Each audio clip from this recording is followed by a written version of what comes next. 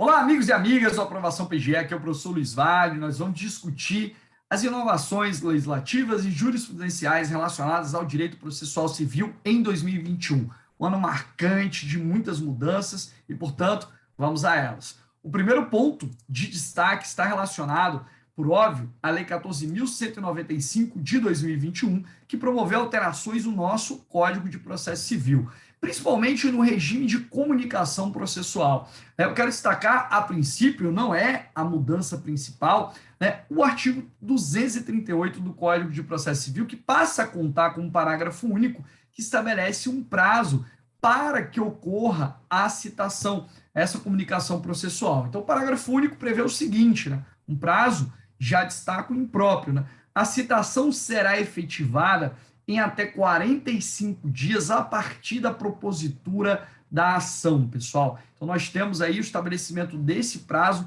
para que seja operacionalizada a citação, ok? Mas, como eu disse, essa não é a mudança principal. A mudança principal está no artigo 246 do Código de Processo Civil, que passa a contar com a seguinte redação, olha só: a citação será feita preferencialmente por meio eletrônico. Então, o meio primordial agora é o meio eletrônico, não é, por exemplo, a citação via postal. O meio preferencial é o eletrônico, isso já foi cobrado em prova agora em 2021. Então, a citação será feita preferencialmente por meio eletrônico no prazo de até 2 dias úteis, para essa comunicação processual por via eletrônica, contado da decisão que a determinar por meio dos endereços eletrônicos indicados pelo citando no banco de dados do Poder Judiciário, conforme regulamento do Conselho Nacional de Justiça. Tá? Esse artigo tem sido muito debatido, objeto de várias discussões,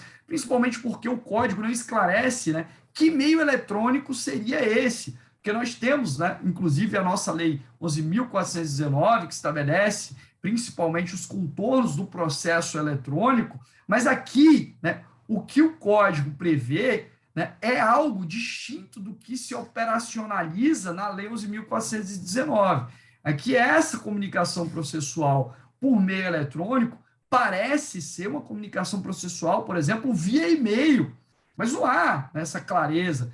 Poderia ser via e-mail, por exemplo, via aplicativos, WhatsApp, por exemplo. Tá? Então, o código prevê que a citação será preferencialmente por meio eletrônico, valendo-se dos dados cadastrados pelo citando. Então, por isso que faz esse destaque e essa consideração de que seria uma comunicação processual, por exemplo, via e-mail. Mas o e-mail é muito problemático, até para você ter comprovação do envio, do recebimento, é diferente de toda a instrumentalização que ocorre via processo eletrônico dentro de uma plataforma própria e específica. Então, esse dispositivo, ele tem gerado muitos debates, inclusive nós já temos um ADI no Supremo Tribunal Federal, que é a ADI 7005, relatoria lá do ministro Luiz Roberto Barroso, para discutir exatamente essa alteração no Código de Processo Civil.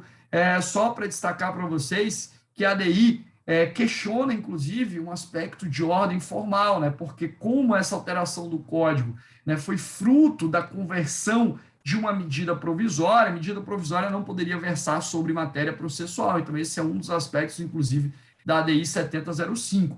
E outro ponto de ordem substancial envolve aí eventual prejuízo à própria defesa da parte, ter que promover cadastros em vários meios, e, portanto, também essa insegurança jurídica decorrente da não especificação de que meio eletrônico seria esse. Então, perceba que nós temos aí uma problemática instaurada com essa mudança do Código de Processo Civil, tá? Mas o que é primordial é apontar para vocês que hoje, tem-se a citação preferencialmente por meio eletrônico. Inclusive, a parte deve confirmar o recebimento dessa citação. Veja que o parágrafo 1º do artigo 246, ele prevê que a ausência de confirmação em até 3 dias úteis contados do recebimento da citação eletrônica implicará a realização da citação, aí sim, pelo correio, por oficial de justiça, pelo escrivão ou chefe de secretaria, ou por edital. Então, preferencialmente por meio eletrônico, mas se não houver a confirmação em até 3 dias úteis, aí eu posso promover a realização da citação por essas outras vias. Mas a parte, eventualmente, se não apresentar uma justa causa para não ter, né, confirmado a citação, pode, eventualmente, inclusive, ser penalizada, ok? Então, nós temos aí toda uma controvérsia acerca dessa modificação na sistemática no regime jurídico da citação. Tá? Lembrando que o artigo 246, na forma já posta pela 14.195, já foi cobrado em prova, essa especificação de que a citação será preferencialmente eletrônica, tá? E esses contornos também dos parágrafos do artigo 246. Mas fica uma dúvida em relação, por exemplo, à fazenda pública. E a fazenda pública, eu aplico esse regime jurídico, por exemplo, do artigo 246, porque, veja, né, nós temos a previsão no artigo 183 do Código de Processo Civil que, né, a fazenda pública tem a prerrogativa da intimação pessoal, que se dá por carga, remessa ou meio eletrônico. E já se tem deixado claro que esse meio eletrônico, por óbvio, é aquela comunicação processual que é direcionada, por exemplo, através de um sistema próprio, né? Seja, por exemplo, PJE, SAGE, enfim, mas eu tenho a garantia de acesso integral aos autos, eu tenho a garantia de confirmação do envio e recebimento da comunicação processual, e, portanto, né, nós temos que deixar claro que o artigo 247 do CPC, ele exclui, né, a fazenda pública desse regime jurídico do artigo 246. Né? Portanto, eu não teria, por exemplo, uma citação da fazenda pública por e-mail. Né?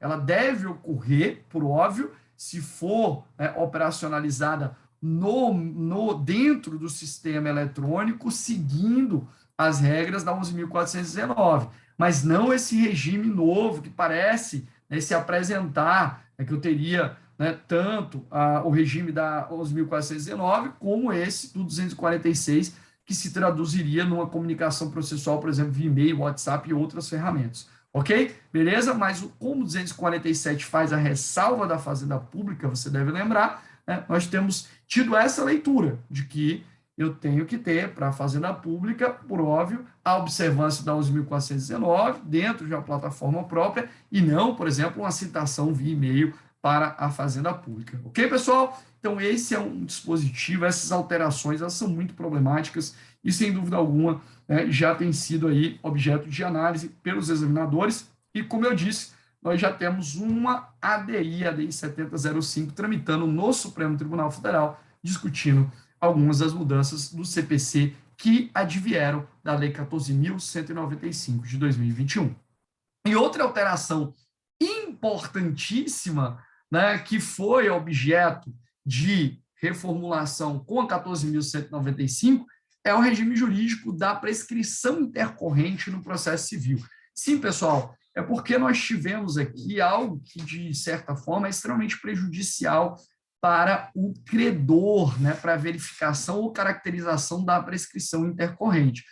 Praticamente, você tem, dentro da execução civil comum, um regime que é correlato ao que acontece, por exemplo, na execução fiscal, lá no artigo 40 da Lei 6830, com a interpretação conferida pelo Superior Tribunal de Justiça em sede de repetitivo para a contagem da prescrição intercorrente na execução fiscal. Olha o que o artigo 921 do CPC passa a prever, né? Suspende-se a execução quando não for localizado o executado ou bens penhoráveis. Então, se alarga aí a previsão da suspensão da execução, tanto para quando não houver localização do executado, como também quando você não localiza bens passíveis de penhora e que fariam frente, por exemplo, ao cumprimento, né, daquela obrigação, de uma determinada obrigação de pagar, por exemplo. Ok? Mas o que chama a atenção é o parágrafo 4º do nosso artigo 921. O parágrafo 4º dispõe o seguinte, olha, o termo inicial da prescrição no curso do processo será a ciência da primeira tentativa infrutífera de localização do devedor ou de bens penhoráveis, né? Como se aí eu já tivesse a fluência automática do prazo da prescrição intercorrente. Então, se ele teve ciência de que não foi localizado o devedor ou bens, a partir dali já passa a contar, né, a prescrição intercorrente. e será suspensa por uma única vez pelo prazo máximo previsto no parágrafo 1º, que é aquele prazo de 1 ano, né, de suspensão da execução. Mas eu já tenho de largada o transcurso do prazo prescricional com a comunicação de que eu não localizei o devedor ou bens, né, praticamente de forma automática a contagem da prescrição intercorrente, que é muito prejudicial, diga-se de passagem, para o próprio credor, né, essa previsão do parágrafo 4º do artigo 921, que se equivale ao que ocorre lá na nossa execução fiscal através da lei 6830/80, seu artigo 40, como eu disse, em razão da interpretação conferida também pelo STJ em sede de repetitivo. Então, esse artigo foi objeto de impugnação na DI 7005, tá? Então, a gente vai observar aí a tramitação da DI 7005 para, né, dispor, discutir, né, no próximo ano como é que o Supremo se posicionou, se tivesse posicionado em 2022, né, acerca da ADI 7005. Então, esse parágrafo 4º também é ponto de atenção para vocês, então fica fácil de absorver o parágrafo 4º 921 com essa mudança, porque você lembra daquele regime jurídico da execução fiscal, beleza? Então, aí 2 destaques legislativos substanciais para vocês que a gente tem que necessariamente debater, analisar e aprofundar com todos, ok? Vamos avançando para a gente lembrar também de uma mudança que foi impactante nesse ano de 2021 e que se refere, né, ao direito processual e tem aí o braço, né, no direito processual, direito administrativo, para lembrar da Lei 14.230, pessoal. A Lei 14.230, ela muda, né, todo o panorama da improbidade administrativa, pessoal. Então, nós tivemos, né, alterações de vários dispositivos da Lei 8429, a nossa Lei de Improbidade Administrativa, para deixar claro, né, primeiro, que a gente fazia sempre referência à ideia de uma ação civil pública por improbidade administrativa. E o legislador falou, olha, ação por improbidade não é ação civil, né? Tanto que eu não vou aplicar o regime jurídico, por exemplo, da Lei de Ação Civil Pública, da Lei 7347, tá? Ele não se aplica aqui para improbidade. Ela é uma ação, né, que tem por objetivo, né, aplicar, né, ou buscar penalizar um eventual agente público que age, por exemplo, de forma ímproba, né, e, portanto, não tem natureza civil, né? Eu aplico o regime jurídico, né, principalmente do direito administrativo sancionador, tá? E, em relação à ação de improbidade administrativa, o legislador até previu, né, um procedimento de conversão, quando não for o caso, né, de eventualmente discutir questões de improbidade, buscar uma penalização, enfim, você pode converter essa ação por improbidade em uma ação civil, né? Por exemplo, quando se está discutindo ali a efetivação de política pública ou coisa do tipo, tá? O legislador previu expressamente essa conversibilidade, que é algo muito interessante. Eu não poderia deixar, né, lógico, dentro dessa nossa proposta de discutir inovações legislativas, de tratar, né, das mudanças processuais na lei de improbidade. E, lógico, né, eu gostaria de destacar de saída, né, aqui para vocês, que o STJ estava a discutir, né, no tema 1042, se nós teríamos ou não remessa necessária da decisão, por exemplo, que julga improcedente uma ação por improbidade administrativa, né? Havia uma discussão no STJ no tema 1042, que era o seguinte, ó, definir se há ou não aplicação da figura do reexame necessário, da remessa necessária, nas ações típicas de improbidade administrativa, ajuizadas com esteio na alegada prática de condutas previstas na Lei 8429, cuja pretensão é julgada improcedente em primeiro grau. Então, era para saber se tinha remessa ou não nesses casos, né? Principalmente levando em consideração, né, a premissa sancionadora, né, da lei de improbidade. E, né, tinha-se ali entendimento de que, a princípio, você afastaria o regime jurídico da remessa necessária, alguns entendimentos nesse sentido, né, alguns entendendo que deveria ter, sim, remessa, principalmente com o objetivo de beneficiar a sociedade, enfim, Mas acontece que o legislador ele acaba com essa discussão do tema 1042 do STJ, em sede repetitiva, porque ele passa a afastar a remessa necessária, né, das eventuais sentenças proferidas no âmbito da ação de improbidade administrativa. Então, deixa eu lembrar para vocês do artigo 17C da Lei 8429, né, cuja redação foi implementada pela Lei 14.230 de 2021, estabelece o seguinte, pessoal: a sentença proferida nos processos a que se refere essa lei deverá, além de observar o disposto no 489 do CPC, né, os requisitos lá da sentença, inclusive olhando para o parágrafo 1º, dever de fundamentação analítica, enfim, deve observar, olha aí o que diz o parágrafo 3º, né? Não haverá remessa necessária nas sentenças de que trata esta lei. Então, nós não temos remessa necessária e, portanto, pessoal, né, nós acabamos com uma discussão que estava já, né, implementada no âmbito do STJ para saber, para definir se havia ou não remessa necessária na ação de improbidade administrativa, ok? Então, hoje, o parágrafo 3º do artigo 17C afasta a remessa necessária, de tal sorte que nós não temos remessa necessária na ação por improbidade administrativa, beleza? E também nós tivemos uma alteração que, a meu ver, é uma alteração que gera um impacto negativo substancial.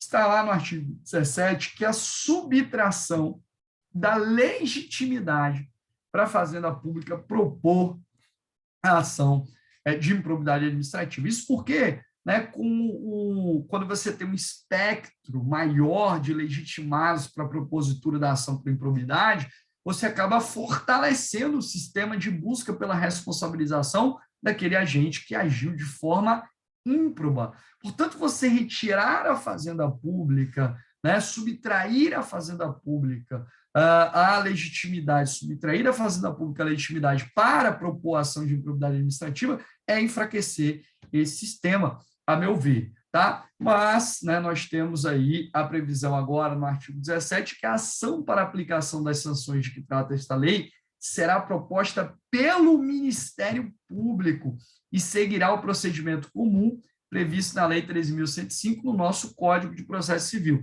Então, hoje, só o Ministério Público é quem detém legitimidade para propor a ação por improbidade administrativa, tá? Inclusive, você deve estar pensando naquelas ações que já foram propostas pela Fazenda Pública. O que acontece com elas? Aí o Ministério Público, né, vai ter que se manifestar, né, se pronunciar para dizer se tem ou não interesse no prosseguimento da ação de improbidade, né, dentro do prazo de 1 ano, sob pena, inclusive, de extinção do processo sem resolução de mérito, ok, pessoal? E aí eu destaco, inclusive, que essa mudança, ela até já foi atacada no Supremo Tribunal Federal, através de uma ação direta de inconstitucionalidade pela Associação Nacional dos Procuradores de Estado, justamente discutindo, né, a subtração da legitimidade da Fazenda Pública. Mas, por óbvio, a Fazenda Pública ela também pode intervir na ação de improbidade. Ela não tem legitimidade para propor, mas veja o que estabelece o parágrafo 14, do artigo 17. Sem prejuízo da citação dos réus, a pessoa jurídica interessada será intimada para, caso queira, intervir no processo. Então, a despeito de não ter mais legitimidade para a propositura da ação por improbidade, né, a Fazenda Pública ali será citada, será intimada, né, para eventualmente demonstrar interesse, intervir no processo, né, e essa intervenção ela vai depender do juízo, da apreciação ali da defesa ou não do ato que foi praticado pelo agente público. Lembrando para vocês também, né, que hoje, à luz das mudanças da Lei 14.230, pessoal, o que nós temos? Nós não temos mais caracterização de ato ímprobo por culpa, né, eventualmente culpa grave.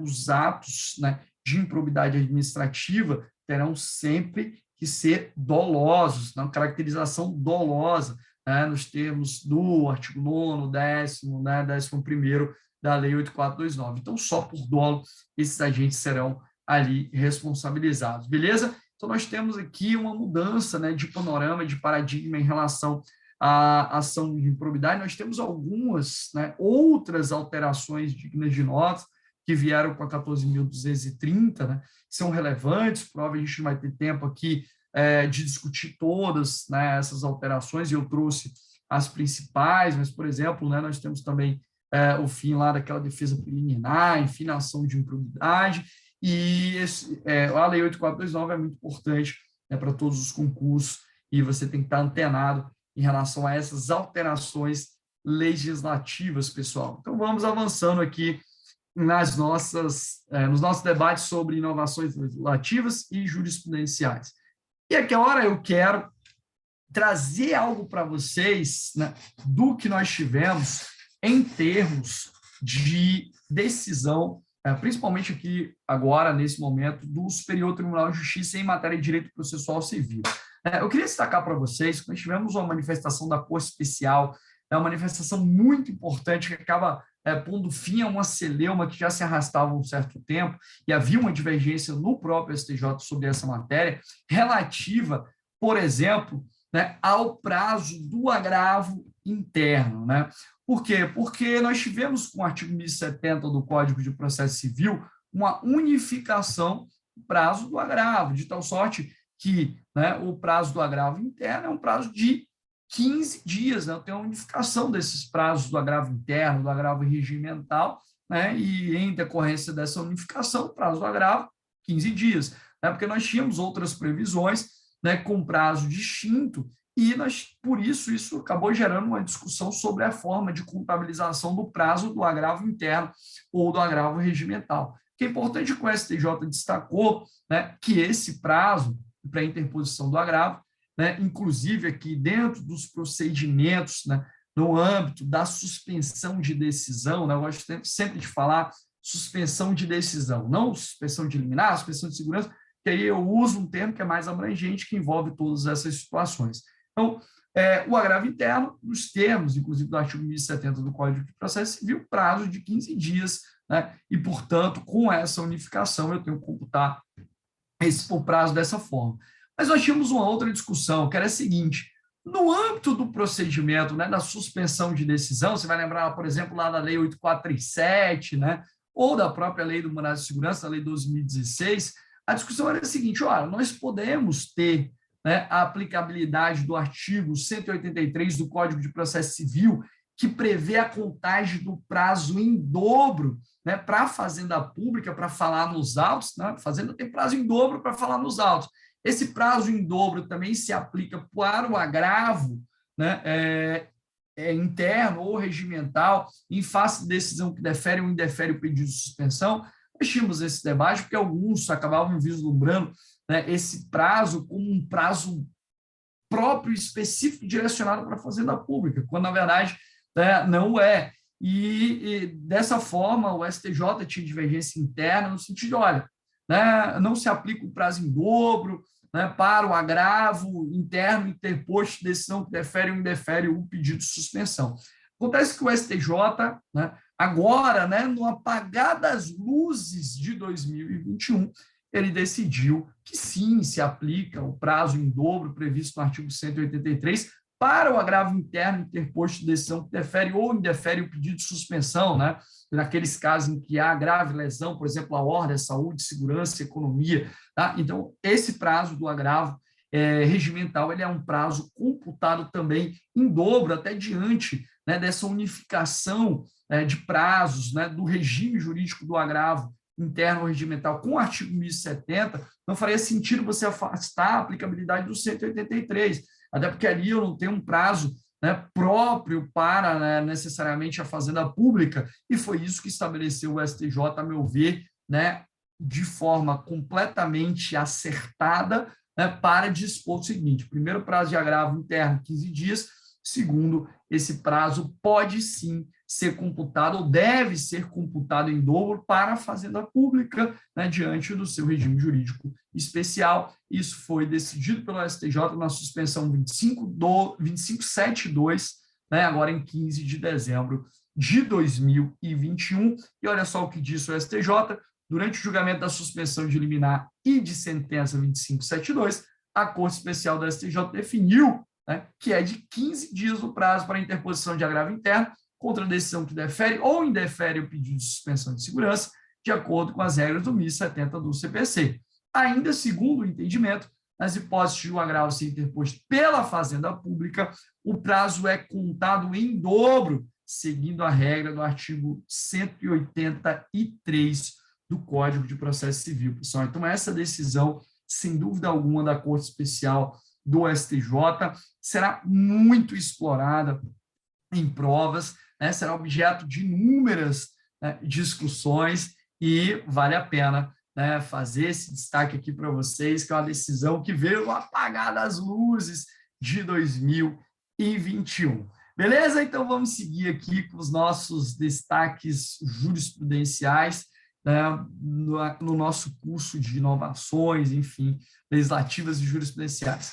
Pessoal, uma outra decisão que chamou muita atenção em 2021, no que se refere ao direito processual civil, foi a decisão proferida no âmbito do tema 775 de repercussão geral do Supremo Tribunal Federal. Perceba aqui, né, o que o Supremo decidiu. Já adianto para vocês que eu discordo completamente desse entendimento, mas essa decisão proferida em sede de repercussão geral, ela, né, tem um caráter vinculante, obrigatório, até em face do que está disposto lá no artigo 927, inciso 5º do Código de Processo Civil, que você deve lembrar que traz aquele rol de padrões decisórios vinculantes. O que acontece? Olha o que decidiu o STF.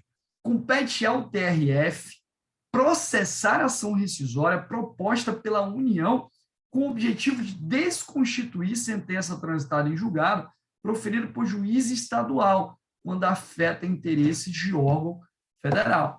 Você deve lembrar, né, a princípio aqui, nas nossas discussões preliminares, a súmula 150 do STJ, compete à Justiça Federal deliberar sobre a existência de interesse ou não da União no feito, enfim, para fins, inclusive, de deslocamento de competência.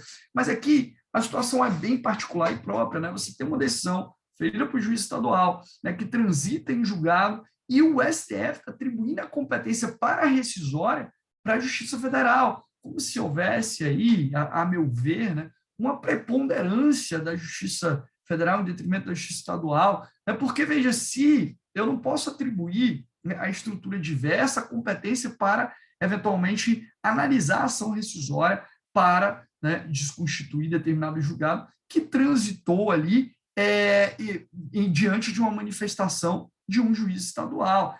Conferir essa competência ao TRF, ignorar toda a estrutura, né, de organização e de competência dos entes, inclusive isso poderia até defluir numa violação à ideia de federalismo processual, né?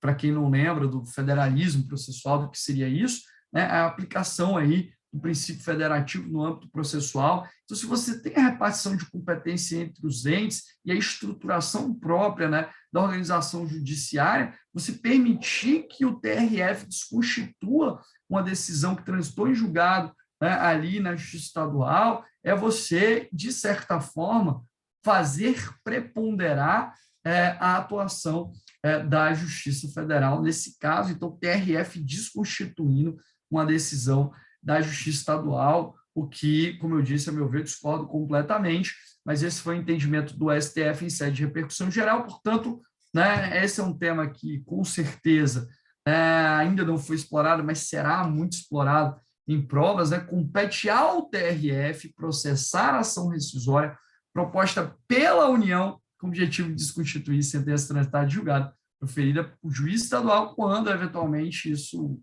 afetar interesse, né, de órgão aí federal. Beleza?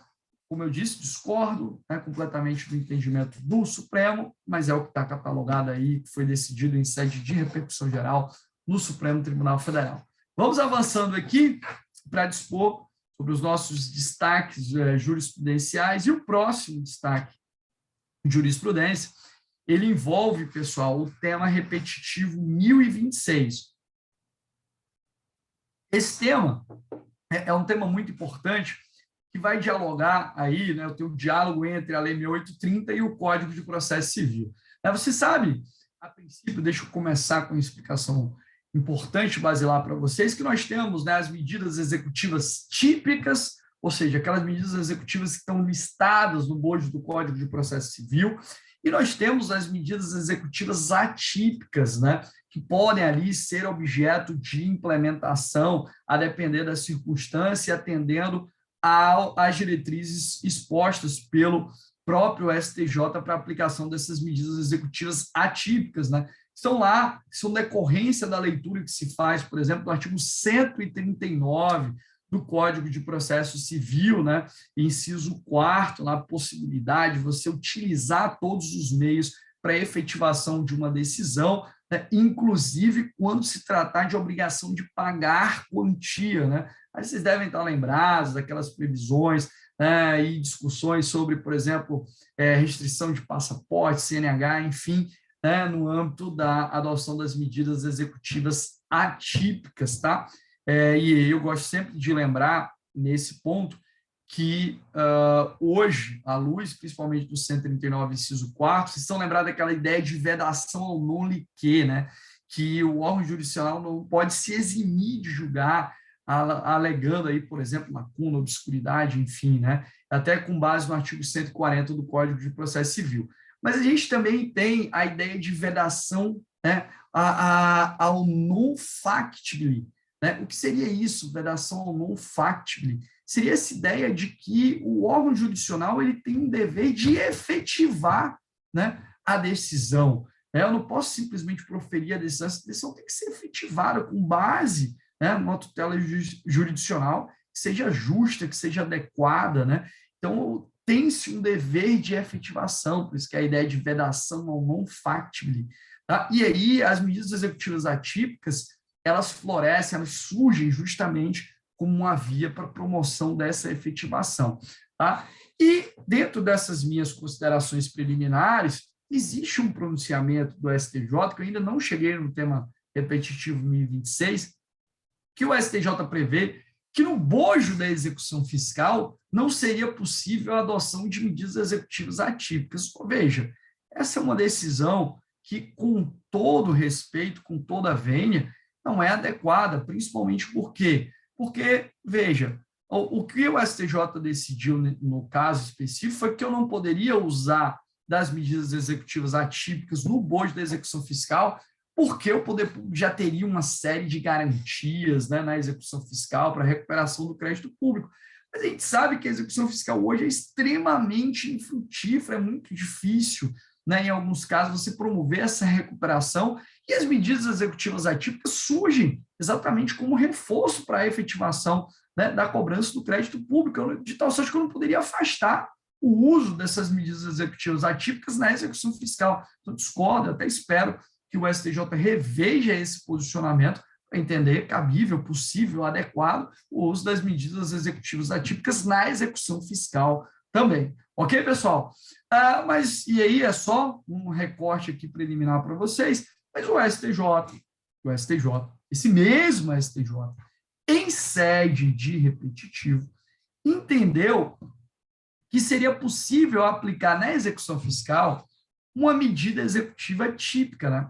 O artigo 782, parágrafo 3º do CPC, que trata lá daquela possibilidade de você requerer a inclusão do nome do devedor em cadastro de inadimplentes, que isso seria aplicável às execuções fiscais, né? Veja o que disse o STJ.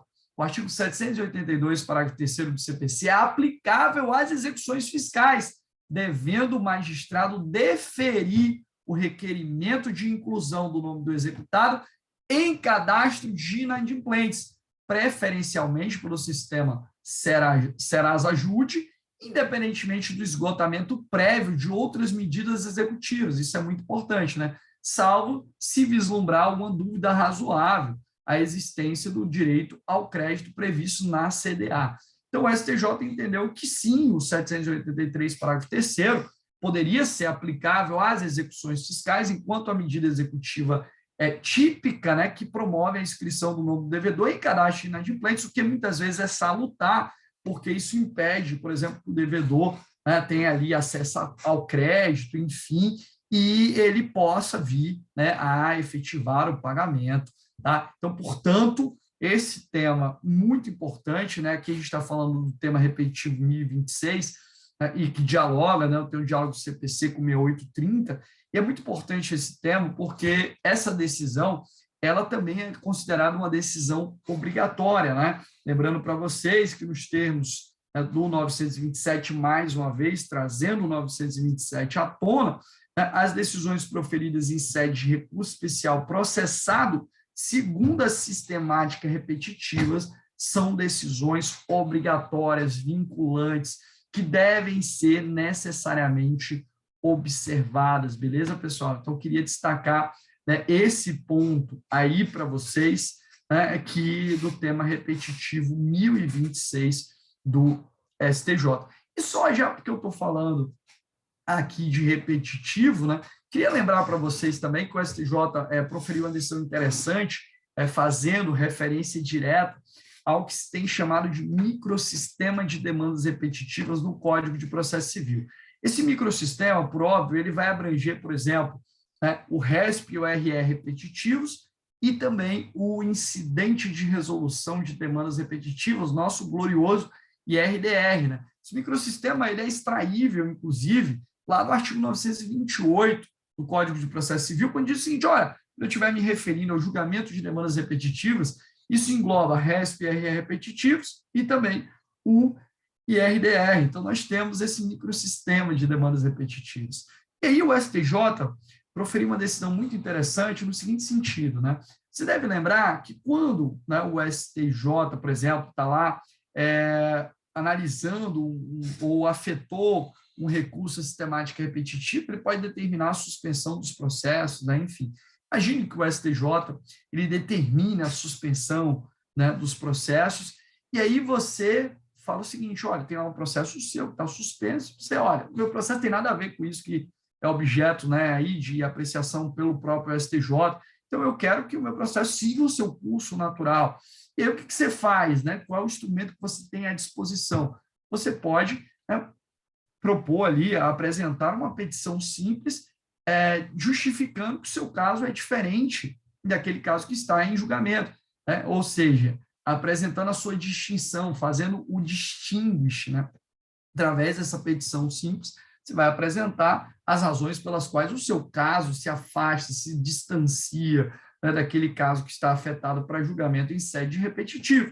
E aí, eventualmente, a depender da decisão que seja proferida, né, isso vai depender também de onde o teu processo está tramitando. Imagine que houve a determinação de suspensão de todos os processos no território nacional, independentemente da instância, e aí o seu processo está lá, né, em primeira instância, e está suspenso, se apresenta o requerimento para que haja prosseguimento em face da distinção, e o juiz nega, né? Em face dessa negativa, você tem a possibilidade de recorrer, de interpor agravo de instrumentos. Se o processo estiver no tribunal e houver um indeferimento, por exemplo, você pode também interpor um agravo regimental. Isso tudo está sistematizado lá no artigo 1037, parágrafos 9 a 13.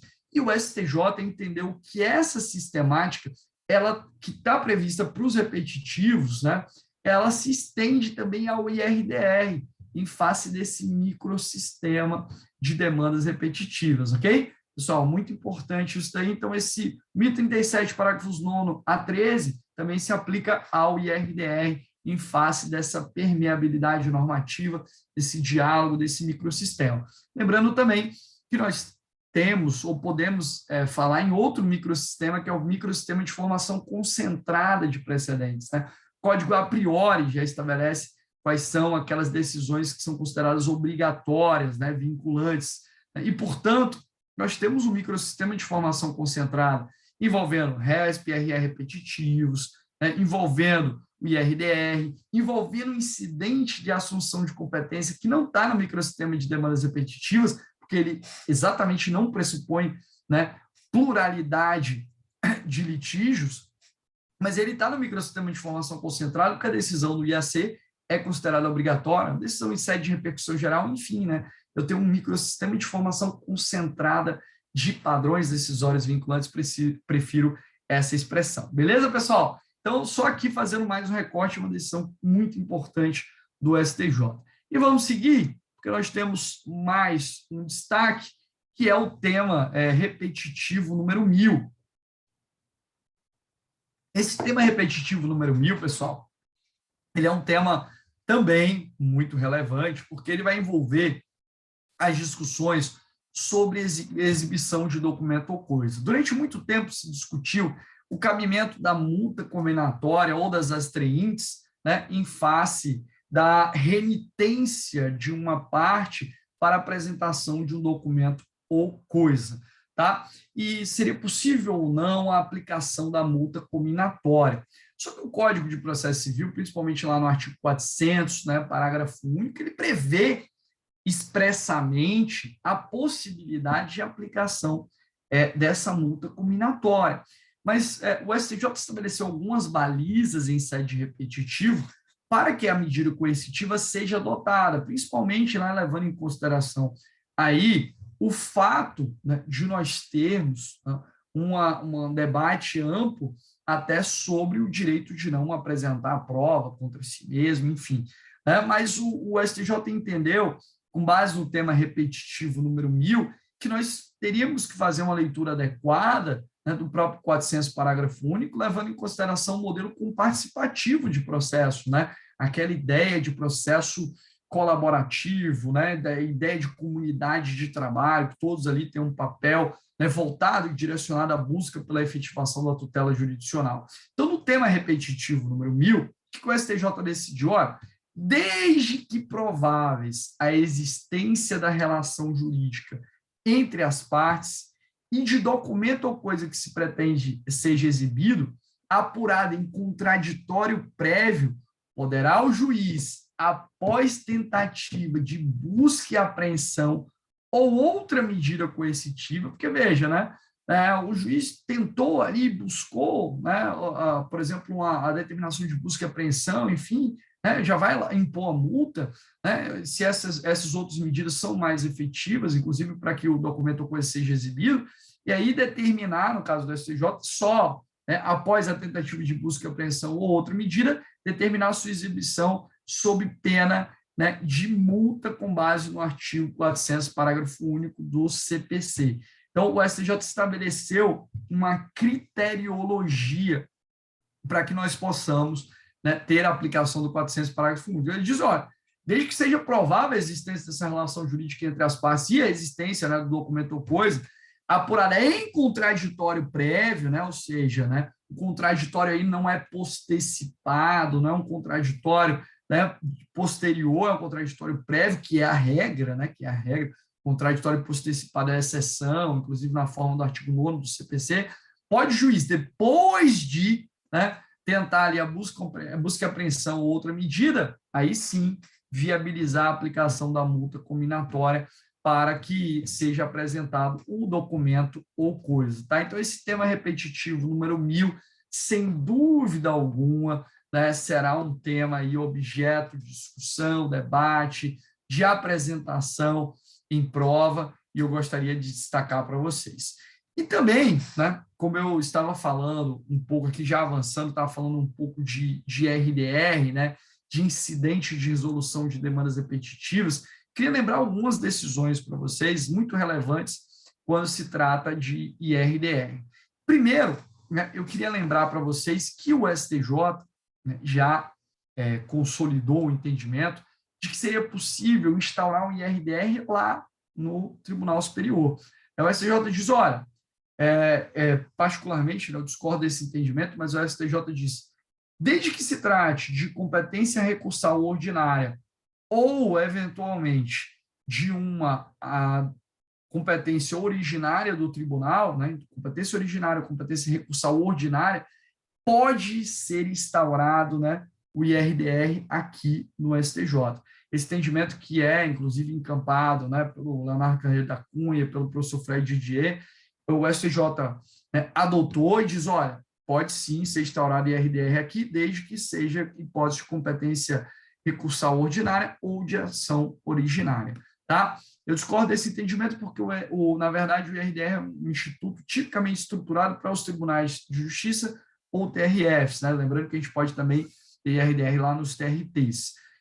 Tanto porque, né, o artigo 988, inciso 1º, 982, melhor, inciso 1º, quando vai dispor, né, sobre a suspensão dos processos em sede de RDR, ele fala de estado ou região, como também, porque se você for olhar lá no artigo 987 do CPC, quando ele vai tratar ali, né, da possibilidade de interposição de recurso especial ou extraordinário da decisão de mérito do IRDR, se cabe recurso especial, né, você vê que é um instituto que não é dirigido para os tribunais superiores.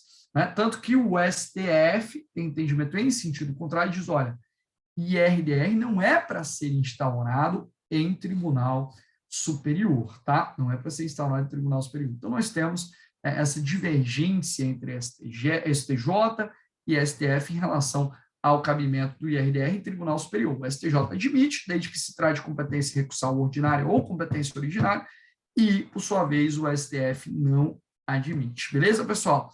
E também nós tivemos uma decisão emblemática em se tratando de IRDR, né, nesse ano, que é uma decisão estabelecendo o seguinte, olha, imagine que nós tenhamos, né, um IRDR que foi julgado. Né? É possível aplicar desde logo aquela tese, mesmo que eu tenha interposição de um recurso especial, por exemplo. Então, o Tribunal de Justiça do Estado de São Paulo, de Alagoas, de Minas, né, julgou lá um IRDR. E aí há ali uma interposição de um recurso especial em decorrência, né, do julgamento desse IRDR. Será que eu poderia aplicar a tese firmada no IRDR, mesmo tendo interposto esse recurso especial? E o STJ disse que não era possível aplicar de logo. Por quê? Porque esse recurso especial interposto da decisão que julga o mérito do IRDR, ele tem efeito suspensivo legal, né? O famoso efeito suspensivo op legis. Logo, eu não poderia aplicar de imediato a tese. Eu preciso aguardar o julgamento do recurso especial. Mas, vale, eu preciso, inclusive, aguardar o julgamento de eventuais embargos de declaração dessa decisão que julgou o recurso especial. Aí não, o STJ falou o seguinte, ó, para aplicar a tese do IRDR, por exemplo, imagine que foi interposto recurso especial, julgado o recurso especial, né, confirmou-se ali o entendimento firmado pelo Tribunal de Justiça, né, eventualmente. Aquela tese já poderia ser aplicada. Eu tenho que aguardar o julgamento do recurso especial, mas não o trânsito em julgado. Então, se tivermos embargos de declaração ainda, eu já posso, mesmo que tenha esse embargo de declaração, que episodicamente teria o condão de modificar a decisão, eu posso aplicar já a tese. Então, eu tenho que aguardar o julgamento do recurso especial, mas não o trânsito julgado. Então, sorte que tiver embargo de declaração em processamento, ainda assim eu posso aplicar a tese firmada em sede de RDR.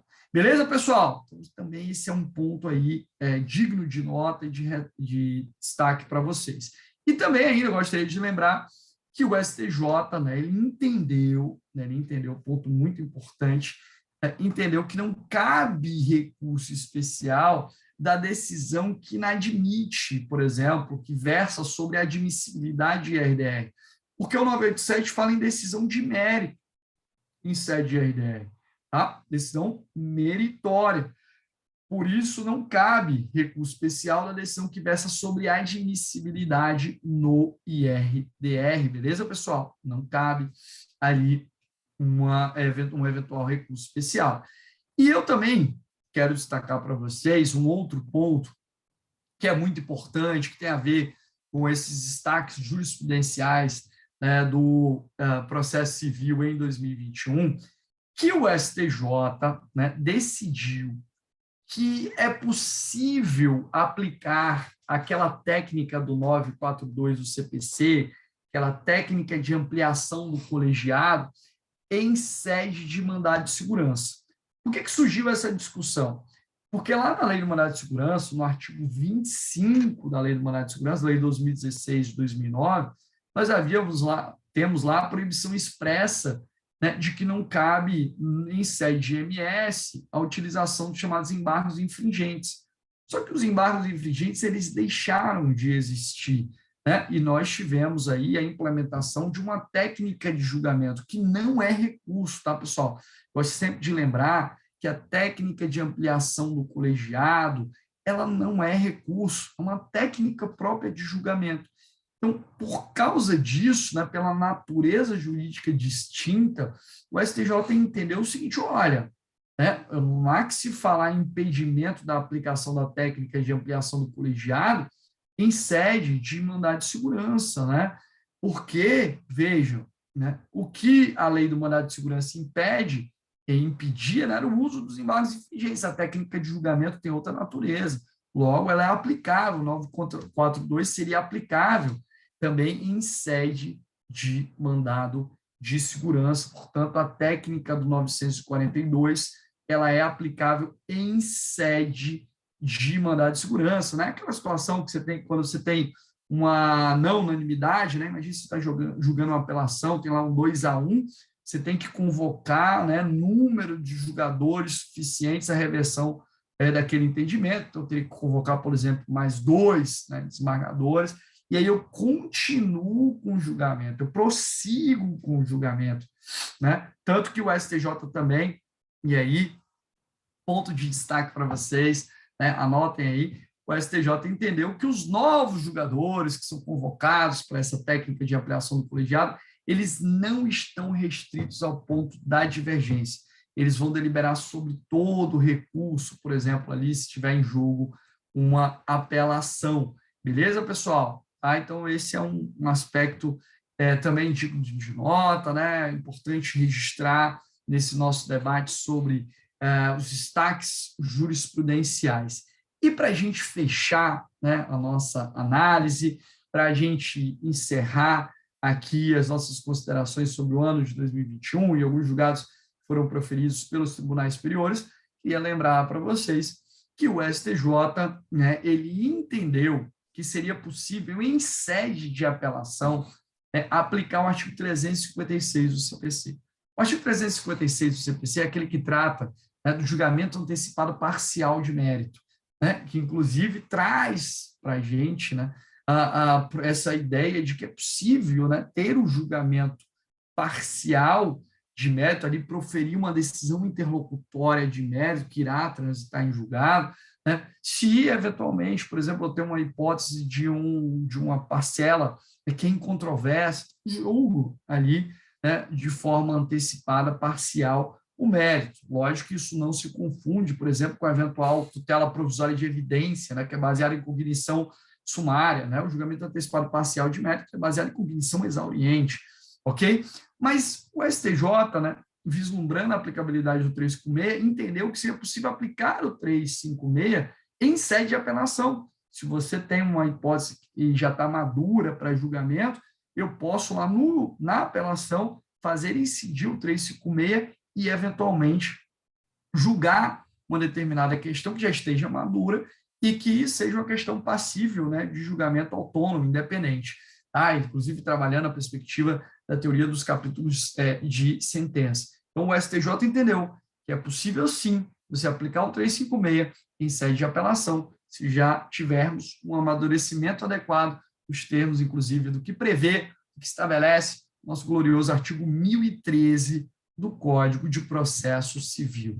Beleza, pessoal? Nosso tempo esgotou, né? Eu só gostaria de agradecer a atenção de vocês, né, nessa nossa aula de inovações legislativas, jurisprudenciais. São muitos os pontos, né, de destaque de debate do processo civil relacionados aí diretamente a essa mudança de perspectiva, e eu só agradeço a todos e coloco à disposição para que nós possamos continuar esses debates, né, principalmente analisando questões relacionadas ao direito processual civil, e eu quero só agradecer e me colocar aí à disposição através do nosso QR Code, do nosso QR Code. Se você tiver alguma dúvida, questionamento, enfim, queira entrar em contato, é só apontar aí para a tela e falar comigo. Vai ser um prazer enorme dialogar com vocês. Então, eu fico muito feliz de estar aqui na aprovação PGE, esse projeto, né, trabalhando em inovações legislativas e jurisprudenciais. Um grande abraço para vocês, estamos juntos e até mais.